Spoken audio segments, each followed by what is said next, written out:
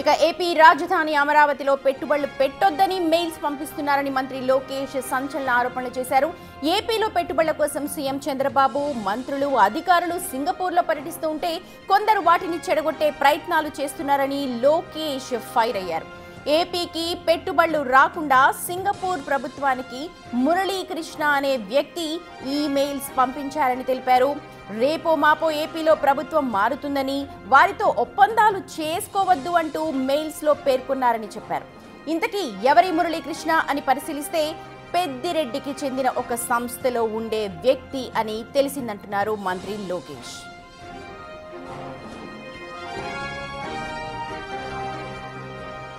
ఇక యువతకు ఉద్యోగాలు రావాలని సీఎం చంద్రబాబు అహర్నిశలు కష్టపడుతున్నారని అన్నారు లోకేష్. సీఎం సింగపూర్ టూర్ విజయవంతమైందని, 5 ఏళ్లలో 45,000 కోట్ల రూపాయల పెట్టుబడులకు ఒప్పందాలు కుదిరాయని తెలిపారు. ఆంధ్రప్రదేశ్ అంటే ఒక బ్రాండ్. 2019 నుంచి 2024లో ఆ బ్రాండ్ను నాశనం చేశారని ఆరోపించారు. సింగపూర్ ప్రభుత్వం ఏపీలో అభివృద్ధికి ముందుకు వస్తే వాటిని రద్దు చేశారని ఆరోపించారు.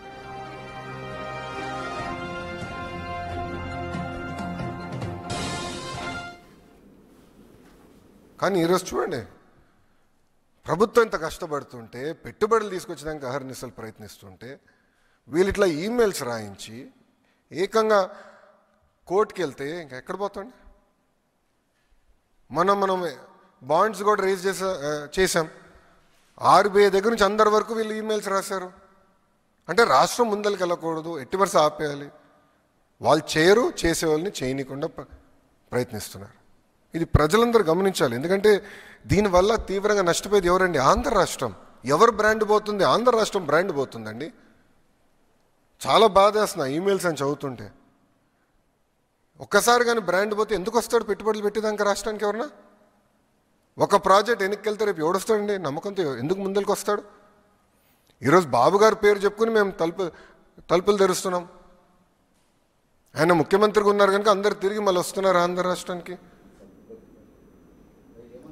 రైట్, అమరావతి నుంచి మా ప్రతినిధి శివ లైవ్ లో జాయిన్ అవుతున్నారు అప్డేట్స్ అందించడానికి. శివ, ఒక CEO స్థాయిలో ఉన్న వ్యక్తి ఈమెయిల్స్ పంపించారు. ప్రస్తుతం ఆ పెట్టుబడులు అన్నీ కూడా వెనక్కి వెళ్ళిపోతున్నాయని తీవ్ర స్థాయిలో ఆగ్రహం వ్యక్తం చేస్తున్నారు లోకేష్. ప్రస్తుతం ఎలాంటి చర్చ నడుస్తోంది? అలాగే మురళీకృష్ణపై ఎటువంటి చర్యలు తీసుకునే అవకాశం ఉంది? మొత్తం మీద చూసుకుంటే ఆంధ్రప్రదేశ్లో ఇప్పుడు సింగపూర్ కంపెనీకి ఏదైతే ఏపీ ప్రభుత్వం గత వారం రోజుల కాలంగా అనేక కంపెనీలతో సంప్రదింపులు జరిపి ఆంధ్రప్రదేశ్కి పెట్టుబడులు తీసుకురావాలని విశ్వ ప్రయత్నాలు చేస్తుంది. సీఎం చంద్రబాబు, మంత్రులు అక్కడికి వెళ్ళి పర్యటన జరిపారు.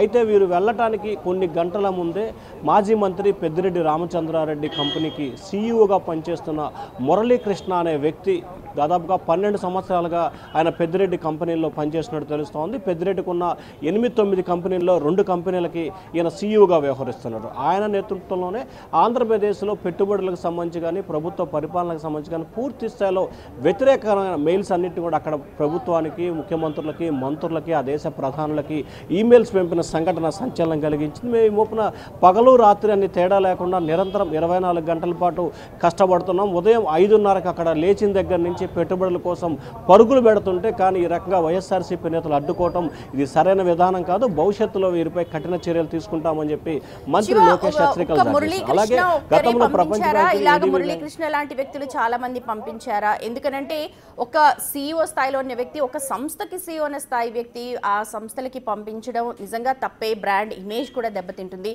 ఎలాంటి చర్యలు చేపడతారు? అలాగే ఈ లెక్కన ఆయనతో పాటు ఇంకెవరైనా పంపించున్నారా?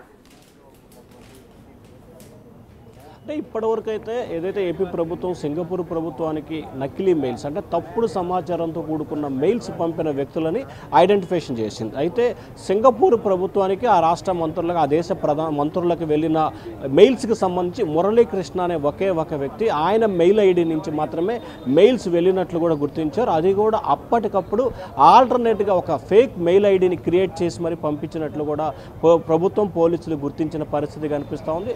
సో ఈయన పెద్దిరెడ్డి ఆ కంపెనీలో పనిచేస్తున్న పలువురు వ్యక్తులతో, అలాగే పలువురు వైఎస్ఆర్సీపీకి సంబంధించిన మాజీ మంత్రులు, ప్రస్తుత ఎమ్మెల్యేలతో కూడా పలు సందర్భాల్లో వారితో టెలిఫోన్ సంప్రదింపులు జరిపినట్లు కూడా ప్రభుత్వం గుర్తించింది. సో ఆ మాజీ మంత్రులు, ఆ ఎమ్మెల్యేలు, అలాగే పెద్దిరెడ్డి కంపెనీలో పనిచేస్తున్న ఎంప్లాయీస్ ఇచ్చిన సమాచారాన్ని బేస్ చేసుకునే ఈయన ఫేక్ మెయిల్స్ పంపించినట్లు కూడా ప్రభుత్వం గుర్తించింది.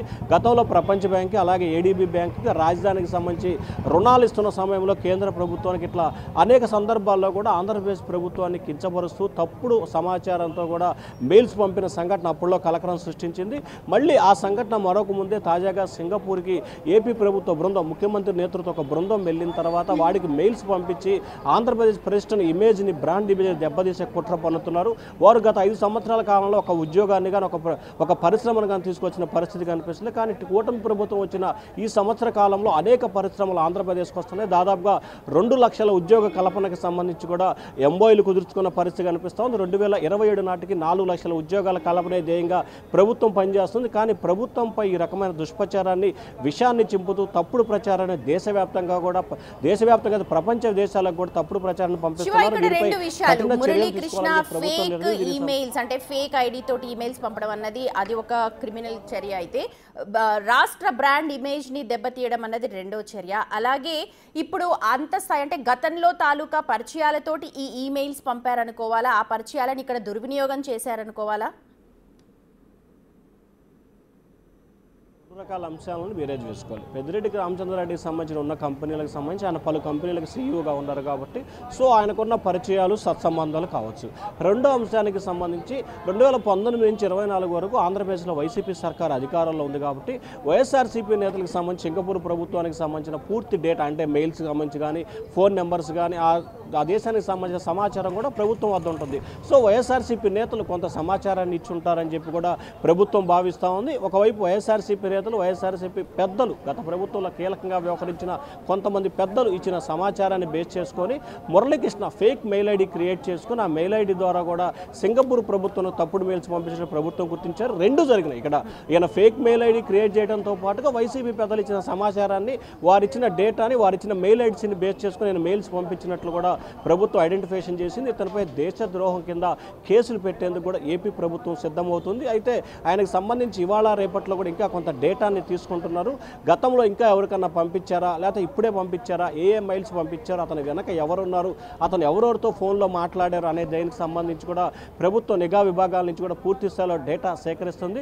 సేకరించిన తర్వాత రానున్న 2-3 రోజుల్లో అతనికి నోటీస్ ఇవ్వటమా, లేకపోతే డైరెక్ట్గా అరెస్ట్ చేసి రిమాండ్కి పంపించి కస్టడీ తీసుకుని విచారణ చేపట్టమా, పలు అంశాలకు సంబంధించి నిర్ణయం తీసుకోబోతున్నారు. మొత్తం మీద చూసుకుంటే ఆంధ్రప్రదేశ్ ప్రభుత్వంపై సింగపూర్ కంపెనీకి తప్పుడు ప్రచారాలు, తప్పుడు అంశాలను కూడా మెయిల్స్ ద్వారా పంపిన మురళీకృష్ణపై కఠిన చర్యలు తీసుకుని గవర్నమెంట్ కి సంబంధించిన అంశాలు, గవర్నమెంట్ కి సంబంధించిన ఎంఓయూస్ కాకపోతే పెట్టుబడులు తీసుకురావడం అనేది పక్కాగా ప్రభుత్వ కార్యక్రమం.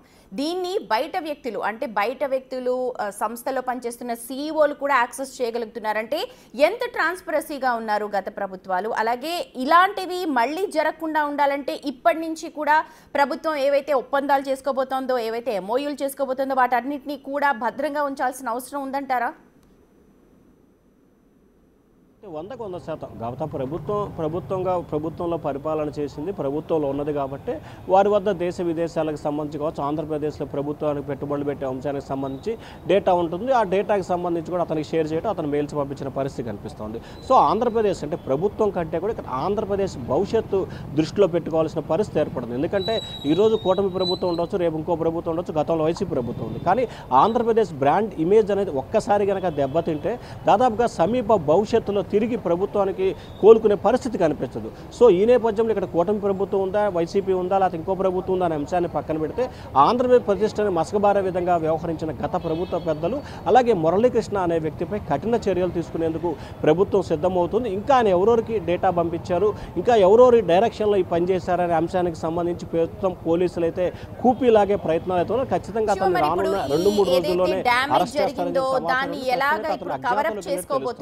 దాన్ని ఎలాగా క్లియర్ చేసుకోబోతోంది ప్రస్తుత ప్రభుత్వం?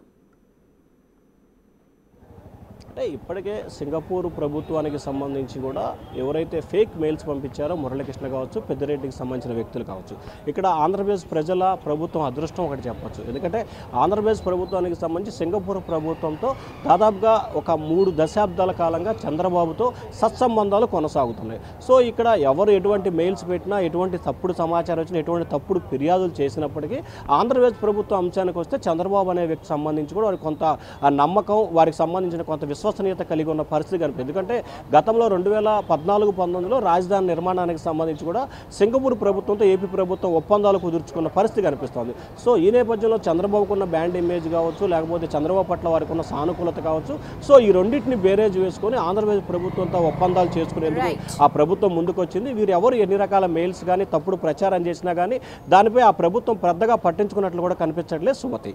Right Siva, thank you so much. మొత్తానికి ఏపీ బ్రాండ్ ఇమేజ్ ని దెబ్బతీయడానికి చూస్తున్నారని, వాళ్ళని ఎట్టి పరిస్థితిలో ఉపేక్షించేది లేదు అంటూ మంత్రి లోకేష్ తీవ్ర